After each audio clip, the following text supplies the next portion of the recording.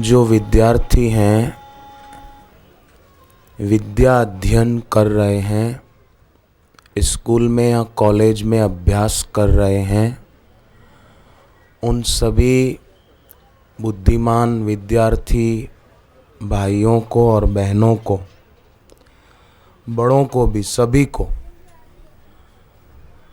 कुछ बातें जो बड़ी सरल है वो याद रखने जैसी है और क्रियान्वित करने जैसी है। उसमें सबसे पहली बात है कि अपने मन का संतुलन,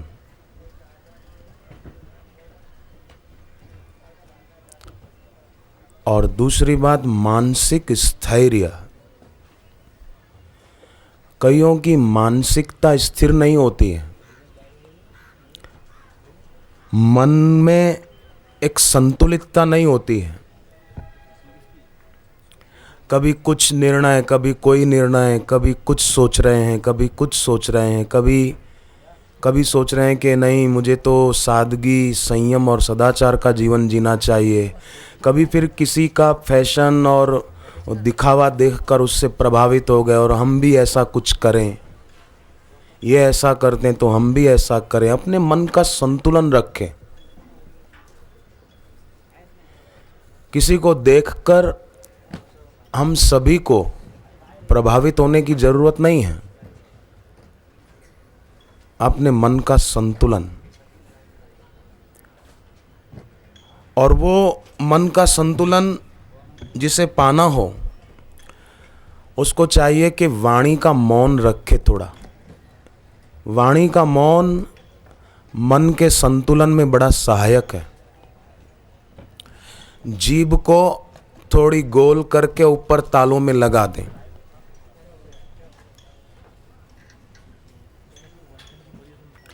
मन का संतुलन बढ़ता जाएगा, शांति बढ़ती जाएगी, संकल्प शक्ति आती जाएगी, और विद्या के क्षेत्र में फिर सफलता तो आपके पीछे पीछे घूमेगी। जहाँ आप वहाँ सफलता, जहाँ हम वहाँ सिद्धि, जहाँ हम वहाँ संपत्ति, जहाँ हम वहाँ यश, जहाँ हम वहाँ प्रसिद्धि, जहाँ हम वहाँ स्वास्थ्य। मन का संतुलन।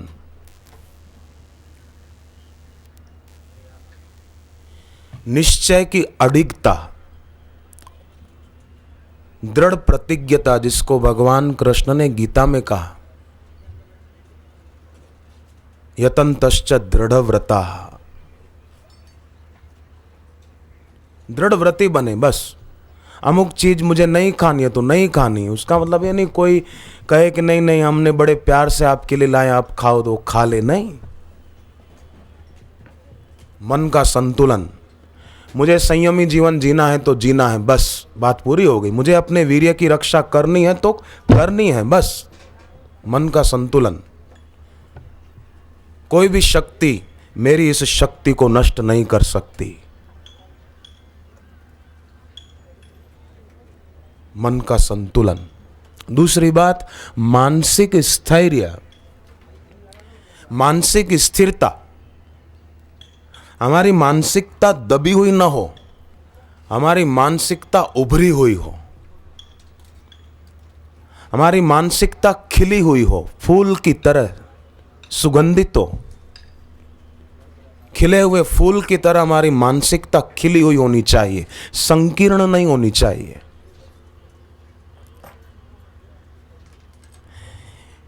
और इससे हम अच्छे निर्णय ले सकेंगे।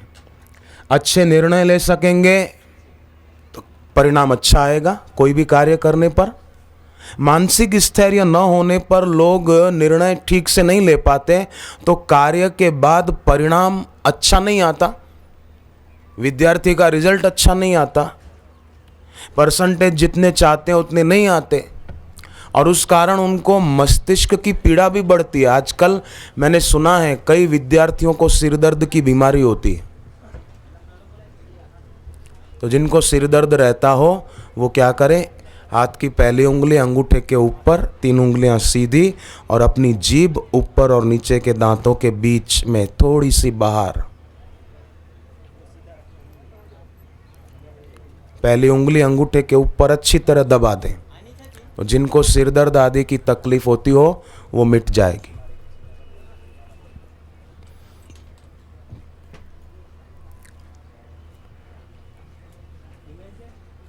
सिर दर्द जिनको ज़्यादा रहता हो, परीक्षा के दिनों में पढ़ते समय हो जाता हो और पढ़ न पाते हो, तो ये ज्ञान मुद्रा का अभ्यास करें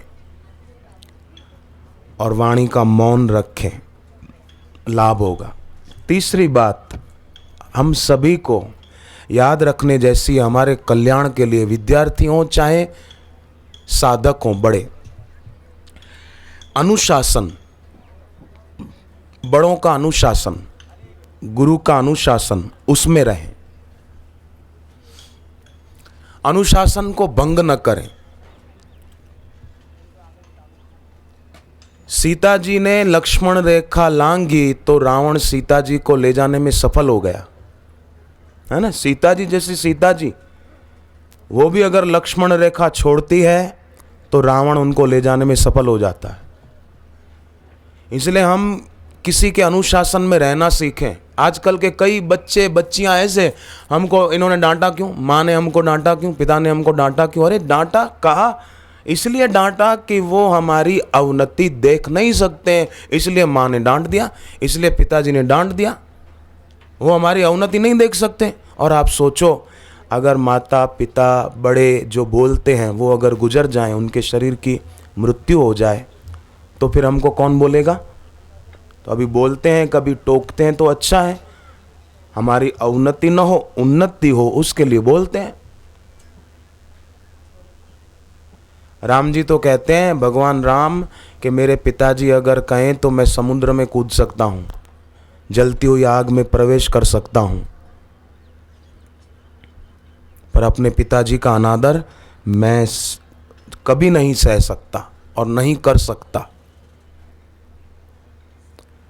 आजकल तो माता पिता का अपमान करके लड़के लड़कियां भाग जाते, लव मैरिज कर लेते हैं। नहीं, अनुशासन, बड़ों का अनुशासन, उसमें रहें हम।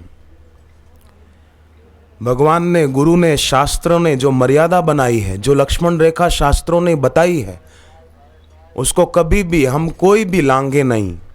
अनुशासन में रहना सीखें। अगर पौधा बोले, छोटा सा पौधा, कि मैं जमीन से जुड़ा नहीं रहूंगा, तो क्या वो पेड़ हो पाएगा? बोलो, हो पाएगा?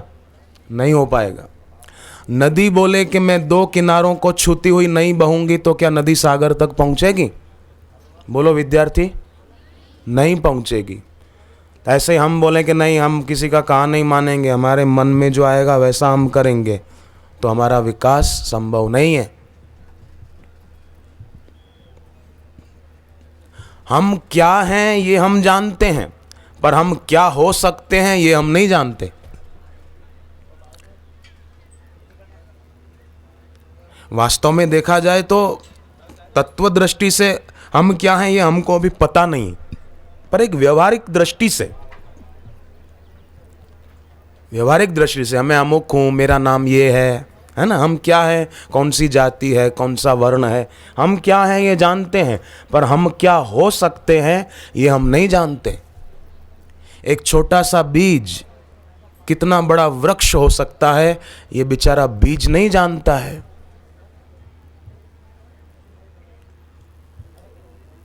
ऐसे ही हम क्या हो सकते हैं ये हम जानते नहीं हैं। चाहें तो पता लगा सकते हैं ध्यान के द्वारा। तो चौथी बात, हमारे विकास के लिए, सर्वांगीण विकास के लिए, हर क्षेत्र में सफलता के लिए, चाहे विद्या का क्षेत्र हो, चाहे व्यापार का क्षेत्र हो, उसमें सफलता के लिए चौथी बात, धैर्य। हनुमान जी अशोक वृक्ष पर बैठे थे, सीता जी लंका में नीचे बैठी थी। रावण आया और कुछ का कुछ बोलने लगा। हनुमान जी चाहते तो उसी समय पेड़ से छलांग लगाकर रावण का गला दबाकर उसको मार सकते थे, पर हनुमान जी चुपचाप सुनते रहे रावण के गंदे शब्द। क्यों? हनुमान जी ने सोचा धैर्य जरूरी है। कब क्या करना क्या न करना इसका पता होना चाहिए, और थोड़ा धैर्य भी रखना चाहिए, अधीर नहीं हो जाना चाहिए। कितना धैर्य रखा, नहीं तो सीता जी के लिए रावण अपशब्द बोल रहा है और हनुमान जी सुन रहे हैं। उस समय धैर्य रखा कि अभी नहीं, समय आने पर इसका जवाब दिया जाएगा, और ऐसा जवाब दिया जाएगा कि इसको भी पता चल जाए कि कोई मिला था। दूरदृष्टि होनी बहुत हितकारी है। दूर का सोच के परिणाम का ख्याल करके काम करना चाहिए। धैर्य।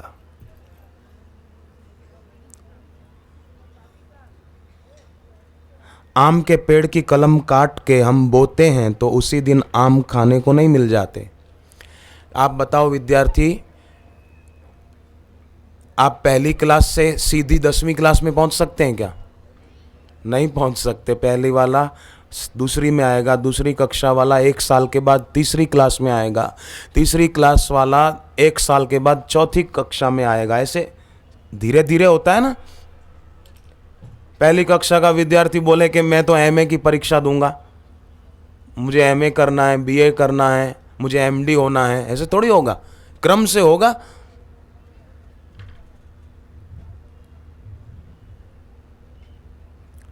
धैर्य। 5वीं बात, हम सब के विकास के लिए, हमारी सफलता हमें मिले उसके लिए 5वीं बात, दीर्घ प्रयत्न। दीर्घ प्रयत्न माना, समझो किसी विद्यार्थी के अभी 45 या 50% उसको अंक मिलते हैं परीक्षा के बाद, तो विद्यार्थी निराश ना हो कि अरे मैंने तो बहुत मेहनत की पर मेरे फिर भी 55% आए, 50% मार्क्स आए, मैं तो 75 चाहता था, मैं तो 80% चाहती थी पर मेरे तो 65 आए।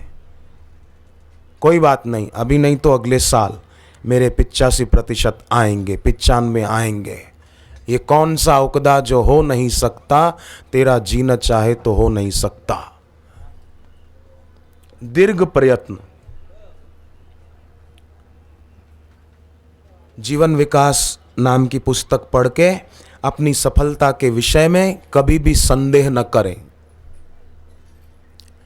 जो भाई जो बहन अपनी सफलता के विषय में संशय करते हैं वो तो ऐसे हैं मानो आसमान में पत्थर उछाल रहे हैं। आप एक बात बताओ विद्यार्थी, कोई आदमी पत्थर लेके आसमान में उछाले तो वो नीचे आएगा कि ऊपर चला जाएगा? नीचे आएगा ना। ऐसे ही जो अपनी सफलता के विषय में संदेह करता है वो निश्चित रूप से विफल ही होता है। इसलिए सफलता के विषय में कभी भी संदेह न करें। 6ठी बात ये ध्यान में रखें, साम्यावस्था। कभी कोई हमने काम किया और उसमें हमको सफलता नहीं मिली तो विषाद न करें। अरे मैंने तो बड़ी मेहनत की थी पर फिर भी मेरा काम धंधा चला नहीं, मेरे को व्यापार में फायदा नहीं हुआ, उल्टा मेरा पैसा डूब गया, तो विषाद न करें। अवसाद नहीं, अनवसाद, साम्यावस्था, जिसको गीता में भगवान कृष्ण ने कहा सुख दुखे समे कृत्वा लाभा लाभ जया जयो। साम्यावस्था। कोई बात नहीं, आज नहीं तो कल सफलता तेरे चरण चूमेगी।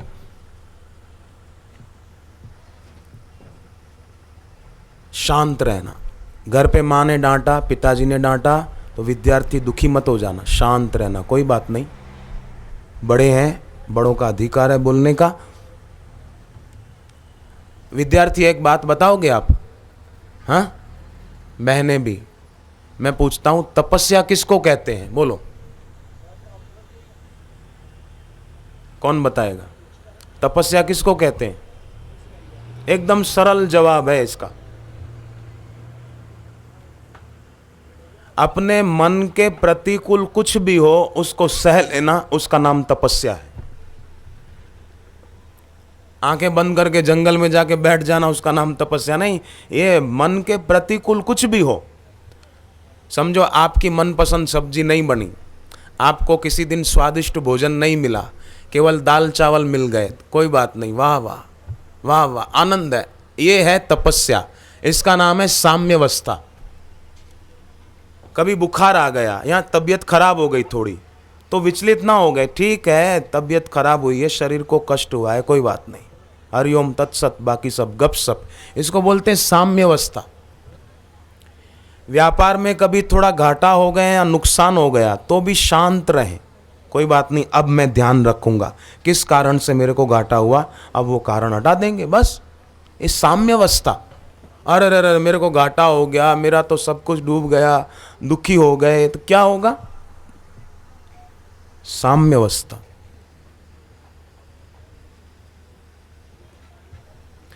सातवीं बात, हम सब की सफलता के लिए, विद्यार्थी हों चाहे बड़े हों,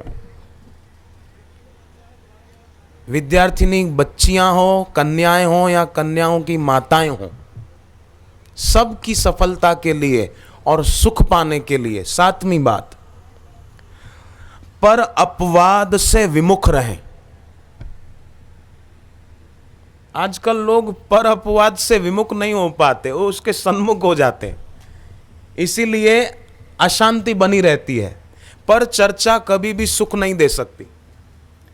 इसलिए गीता में जो भगवान कृष्ण ने दैवी संपदा के लक्षण बताए, उसमें भगवान ने स्वाध्याय जोड़ा है, स्वाध्याय जोड़ा है, पराध्याय नहीं, पर अपवाद विमुक्ता। कौन क्या करता है, नहीं हम क्या कर रहे हैं, हमारे में कितनी कमियां हैं, फलाने का फलानी से गलत रिलेशन है, फलानी का फलाने से ये है, फलाना ये करता है, फलानी ये खाती है, फलाना ये करता है, क्यों? हमारे में कितनी कमियां हैं वो हम देखें, और उन कमियों को दूर करने के लिए हम कुछ करते भी हैं कि नहीं, वो देखें, तो बड़ा लाभ होगा, बड़ी उन्नति होगी। सफलता पीछे पीछे घूमेगी परछाई की तरह, यश पीछे पीछे घूमेगा परछाई की तरह, सुविधाएं पीछे पीछे घूमेगी आपकी परछाई की तरह, सुख पीछे पीछे घूमेगा आपको सुखी करने के लिए, शांति पीछे पीछे घूमेगी। फिर आपका हमारा अनुभव होगा, भागती फिरती थी दुनिया जबकि इच्छा करते थे हम, अब जबकि ठुकरा दी तो वो बेकरार पीछे आने को है। पर अपवाद विमुक्ता, इसको बोलते हैं नैतिक जीवन। और नैतिक जीवन अगर जिया जाएगा तो नैतिक बल आध्यात्मिक उन्नति का पृष्ठवंश है। नैतिक बल बहुत जरूरी है। समय मिले तो पर चर्चा करने की अपेक्षा जीभ तालों में लगा दो, जप करो। सातवीं बात, और उसके लिए वाक संयम जरूरी है। वाक संयम जिसके जीवन, वाणी का, बोलने का, वाक संयम जिसके जीवन में होगा वो व्यक्ति इस सातवें सद्गुण को अपने जीवन में ला सकेगा।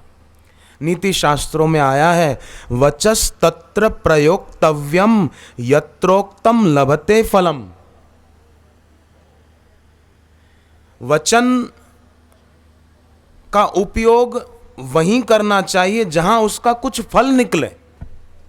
वाणी का उपयोग वहीं करना चाहिए जहां हमारे बोलने का कुछ फल उगे, कुछ फल निकले। ऐसे ही वृथा बकवास करते रहे क्या फायदा? नीति शास्त्र कहते हैं वचस तत्र प्रयोक्तव्यम यत्रोक्तम लभते फलम स्थायी भरति चात्यंतम रागः शुक्ल पटे तथा। जैसे सफेद कपड़े पर ही रंग पक्का बैठ जाता है, ऐसे ही वाणी का उपयोग वहीं करें उसका कुछ फल निकले। ऐसे फालतू बोलते रहना, तुमने क्या खाया, तुमने क्या पिया, ऐसा क्यों, ये क्यों? उसने क्या किया?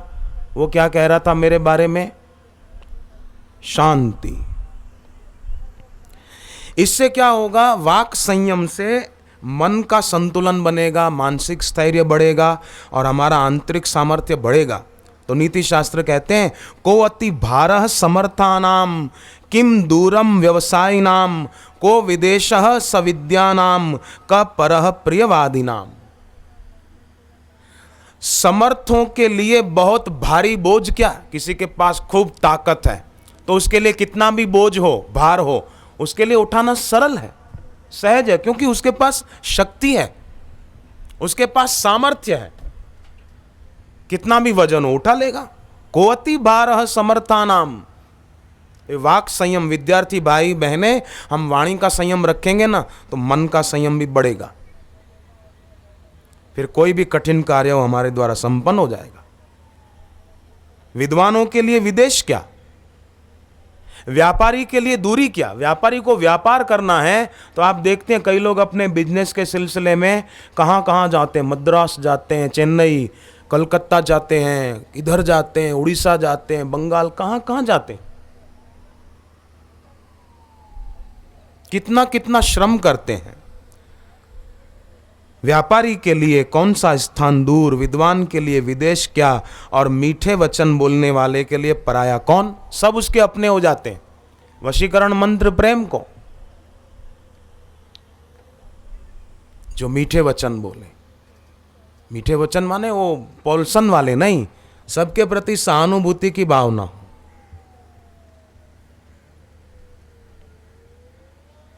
और अपने जीवन का मूल्य समझता हो।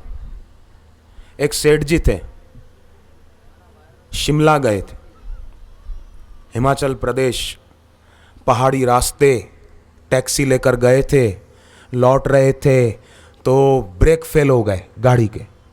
गाड़ी तेजी से भागी जा रही है। सेठ ने कहा, ड्राइवर इतनी तेज गाड़ी चला रहा है, क्या बात है? बोले, सेठ जी ब्रेक फेल हो गए हैं। क्या बात करते हो? बोले, हाँ ब्रेक फेल हो गए। तो बोले, काम कर, जल्दी पहले मीटर बंद कर दे। अरे बोले, पूरी गाड़ी खाई में गिरने वाली है। बोले, गाड़ी भले खाई में गिरे, गाड़ी मेरे बाप की थोड़ी है, गाड़ी तेरी है, तू जाने, तेरी गाड़ी जाने, पर मेरा मीटर बंद कर, मेरे पैसे बढ़ने नहीं चाहिए, मीटर बंद कर। अब पूरा जीवन बिगड़ रहा है और इसको कुछ रुपयों की पड़ी है। ऐसे ही लोग अपना पूरा जीवन दांव पे लगा के बस कुछ रुपए इकट्ठे करने में ही लग जाते, कुछ चीजें इकट्ठी करने में लग जाते, जिंदगी बीत जाती, जीवन पूरा हो जाता है। इससे तो वो साधक अच्छे, वो सत्संगी विद्यार्थी अच्छे जो गुरु से वैदिक मंत्र लेकर उसका जप करते हैं, सच्ची विद्या गुरु चरणों में बैठ कर पाते हैं, जिसको भगवान ने कहा राज विद्या राज गुह्यम पवित्रम इदम उत्तमम। ये विद्या सब विद्याओं में राजा विद्या है, इससे बढ़कर कोई विद्या नहीं है विद्यार्थी, जो पाने के लिए आज हम यहाँ पर आकर बैठे हैं। इसको भगवान ने कहा राज विद्या राज गुह्यम। क्षणम तिष्ठ, भक्ति माता कहती है नारद जी को, भो साधो क्षणम तिष्ठ, आप जरा रुक जाइए, मत चिंताम अपि नाशय, आप रुको, आपके रुकने से मेरी चिंता नष्ट हो रही है। दर्शनम तव लोकस्य सर्वथा अगहरम परम, आपके दर्शन के आलोक में मेरे पाप नष्ट हो रहे हैं, आप रुक जाइए। तो हम भी उनको कहें, मन की आंखों के आगे उनको रखें, अगर वो ओझल हो तो उनको प्रार्थना करें। गुरु भगवान शब्दों को नहीं देखते, हमारे हृदय के भाव को देखते हैं। तो इन सद्गुणों को हम धारण करें। 8वां है जनमत के प्रति उदासीनता। 7 सुन गए थे।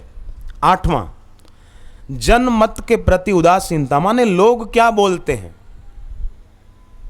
हम कॉलेज में पढ़ते हैं समझो, और हम साधना करते हैं, ध्यान करते हैं, जप करते हैं, मौन रखते हैं, फिल्म नहीं देखते, फैशन नहीं करते, तो लोग और कॉलेज के दूसरे लड़के लड़कियां कोई कुछ बोले तो उनकी बातों की तरफ ध्यान न दें, भले बोलें क्या है। अच्छा है, हमारी भक्ति और पुष्ट होगी। जनमत के प्रति उदासीनता, कोई कुछ भी कहे हमें क्या। मीरा को लोग नहीं बोलते थे, शबरी को लोग नहीं बोलते थे। उदासीनता, गतव्यथा। और 9वां सद्गुण हम सब के लिए, हम सब की सफलता के लिए, अलोलुपता।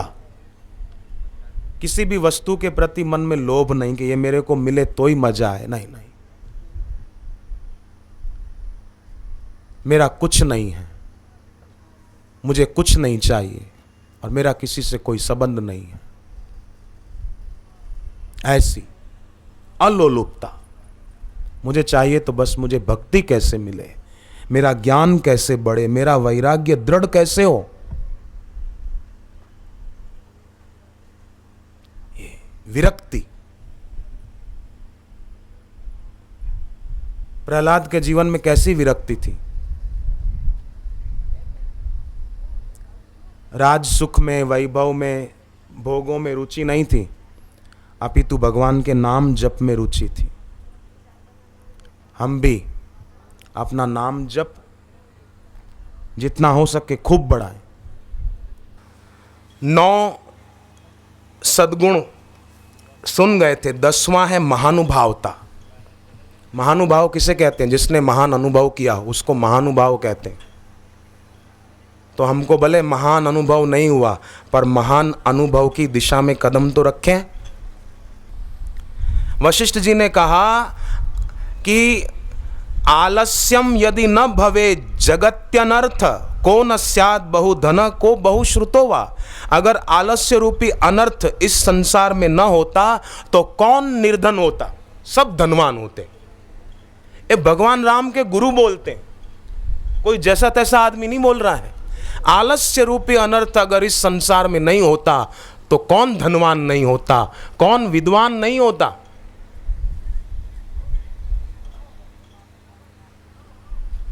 इसलिए मेरी सभी के चरणों में प्रार्थना है, ये अवसर है, इसको जाने मत देना। शेख सादी पद यात्रा कर रहे थे अपने मित्रों के, परिचितों के साथ।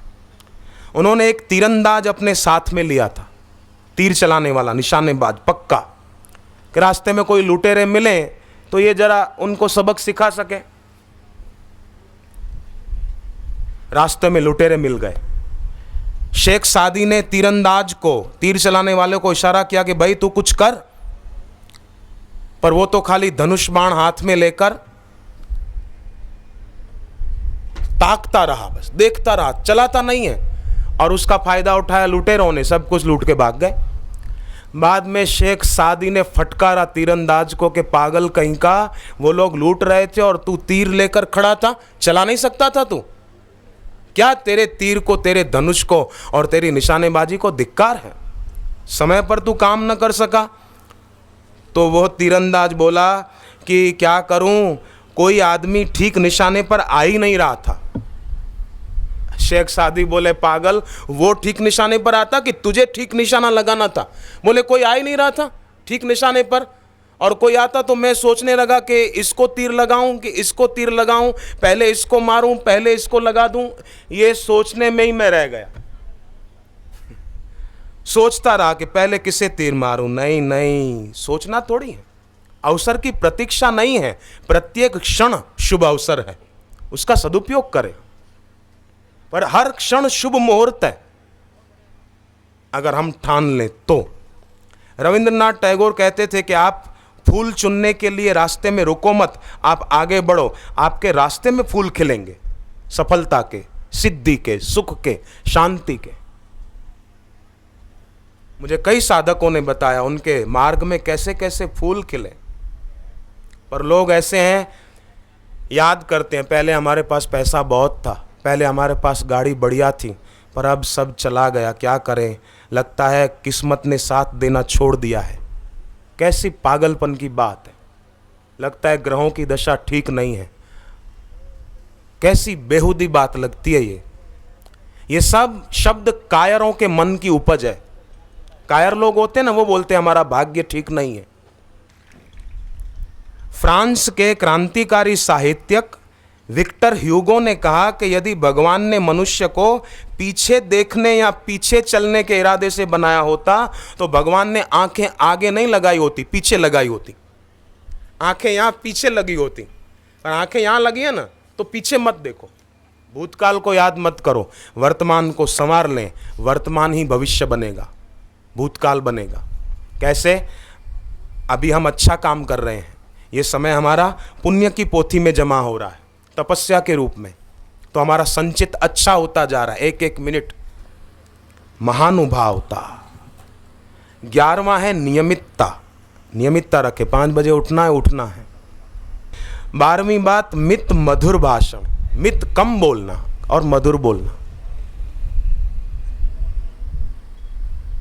13वीं बात जीव दया, हर जीव पर दया। चलते समय देखते हुए चले, कोई चींटी मकोड़ा हमारे पैर के नीचे मर तो नहीं रहे हैं। कई लोग बैठे हैं, मच्छर काटते हैं तो मच्छर को भी मारते रहते हैं, ऐसा कर देंगे, यूं कर देंगे, यहाँ बैठा तो यूं मार देंगे। अपने को कोई थप्पड़ मार दे, बैठे हों अपन, लगा दे कोई, तो कैसा लगेगा? जीव दया। अभक्ष्य भक्षण कोई करता हो, मांसाहार आदि, तो उसको भी सत्संग की सीख दी जाए, उसको भी सत्संग में लाया जाए। कईयों की ये बुरी आदत छूट गई मांसाहार करने की और शराब पीने की, छोड़नी नहीं पड़ी, गुरुदेव के सत्संग श्रवण से छूट गई, क्योंकि अंदर का सुख मिला ना, परमार्थिक सुख मिला। परमार्थिक सुख कोई अभ्यास करने से नहीं मिलता है, परमार्थिक सुख गुरु की कृपा से मिलता है। और परमार्थिक सुख मिला तो तुच्छ सुख का आकर्षण छूट जाता है। फिर मीरा की तरह होगा, भोगों की अब चाह नहीं है, कृपा भई गुरु वचनन की। तो 13वीं बात जीव दया। 14वीं बात शौर्य। ये सब करने में शौर्य, वीरता। समझो किसी को आप कहो कि भाई फिल्म देखना छोड़ो, नहीं देखनी चाहिए, संस्कार बिगड़ते हैं, आंखों की रोशनी बिगड़ती है, वो बोले नहीं नहीं मैं तो छोड़ नहीं सकता, तो मरेगा तब क्या टीवी और केबल कनेक्शन साथ में लेके मरेगा क्या? हाँ बोलो विद्यार्थी, सब छूटेगा इधर ही, मरते मरते तो सब छोड़ते हैं जख मार के, जीते जी छोड़े वो वीर है, वो बहादुर है। शौर्य।